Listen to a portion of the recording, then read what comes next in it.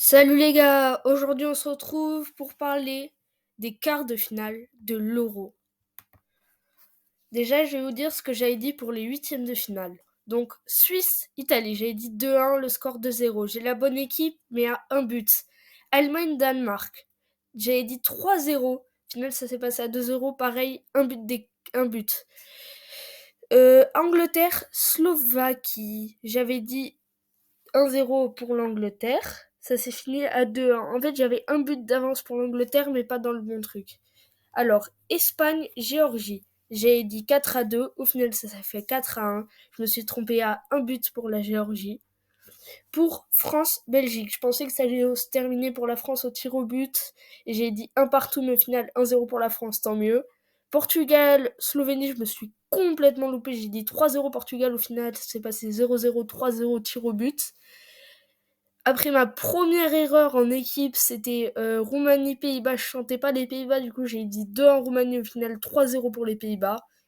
Et entre l'Autriche et la Turquie, j'ai dit 3-2 pour la Turquie, au final ça fait 2-1 pour la Turquie. Alors, on va commencer pour les pronostics de ces quarts de finale. Donc le premier quart de finale, ça sera Espagne-Allemagne. Donc c'est déjà une rencontre entre deux des favoris de cette compétition. Moi, je miserais plutôt sur un 3-1 pour l'Allemagne parce que je vois les deux équipes marquer. Mais quand même, l'Espagne, quand on voit le beau jeu. L'Allemagne, on a vu comme ils ont galéré devant la Suisse. La Suisse, est une très bonne équipe, mais je ne sens pas trop les Allemands sur ce match. Le deuxième, notre France vs le Portugal de CR7, le revanche. La France, certes, j'ai visé haut parce que je vois bien un 2-0 pour la France.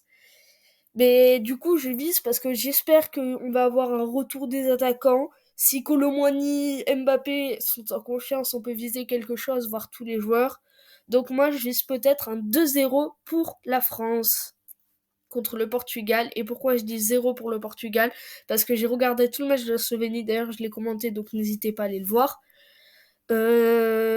Ça n'a pas du tout joué. J'ai commenté les 90 premières minutes. Déjà, là, on s'ennuyait. Il se passait rien comme sur un match de la France, mais j'espère pour la France. Le troisième, Angleterre vs Suisse. Certes, on nous dit que les Anglais n'ont pas le niveau depuis le début de cet Euro, mais ça reste l'Angleterre, même si la Suisse est très bonne. Je vais quand même miser un but pour la Suisse, mais l'Angleterre quand même va se qualifier pour les demi-finales. C'est ce que je vois venir, donc 2-1 pour l'Angleterre. Et enfin, le dernier quart de finale, qui est pour moi quand même le moins beau, mais ça reste une très belle affiche entre les Pays-Bas et la Turquie. D'ailleurs, j'ai commenté le match de la Turquie aussi, donc n'hésitez pas à aller le voir.